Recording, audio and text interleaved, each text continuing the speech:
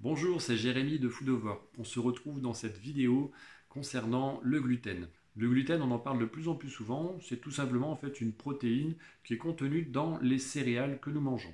Alors on ne retrouve pas du gluten dans toutes les céréales non plus. Alors principalement on aura le blé, forcément, ça représente environ 90% des céréales que l'on retrouve actuellement dans notre quotidien. Mais on retrouve aussi l'épeautre, le camus, l'orge, etc., etc.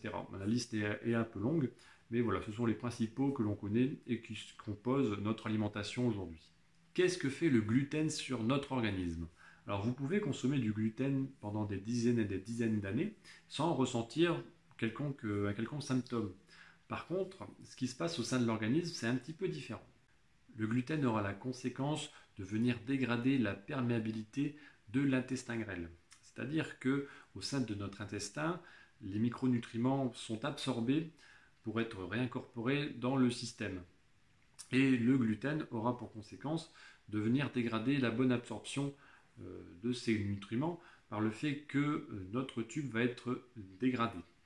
Alors vous pourriez dire, oui, et alors, le fait que j'absorbe un petit peu moins bien, il suffit que j'en mange un peu plus, ou bien voilà, un peu plus de vitamines et de minéraux, il n'y aura pas de souci. Effectivement, ça peut se compenser de cette manière-là, mais il peut aussi y avoir d'autres effets négatifs par le fait d'avoir un intestin qui est fragilisé.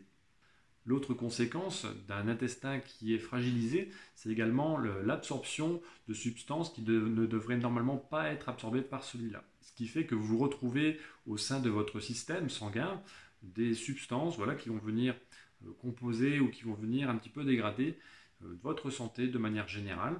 Alors c'est un peu difficile comme ça de dire exactement ce qui pourra pécher, mais vous allez avoir des petits dysfonctionnements qui peuvent venir se créer, comme des maladies pour commencer, puis de fil en aiguille, vous pourrez jusqu'à atteindre des maladies plutôt graves que nous connaissons tous, telles que le cancer par exemple. Alors ce que je dis par là, c'est que le gluten ne cause pas le cancer, bien entendu, mais c'est un facteur qui en tout cas ne joue pas en notre faveur.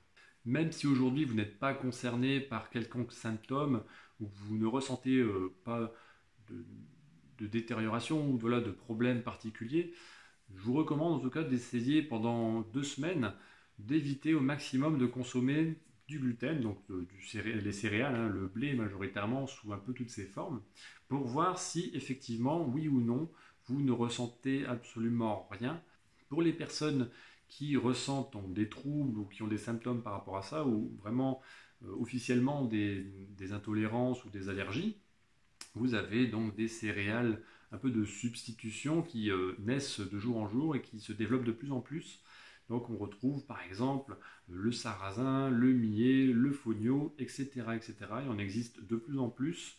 Tous ces pseudo-céréales viennent de plus en plus dans les rayons des magasins et surtout dans les magasins spécialisés biologiques par exemple. Si aujourd'hui vous êtes un grand consommateur de pain, de pâtes et tous ces aliments qui contiennent du blé de manière générale, essayez donc de varier vos apports pour diminuer autant que possible cette protéine qui ne fera jamais du bien. Certes, c'est ce qui donne tout le goût à l'aliment, au pain par exemple, le pain tel qu'on le connaît, mais c'est également un grand détraqueur de notre organisme. Il est sûr que les produits sans gluten sont généralement plus chers que les produits standards tels que nous les connaissons.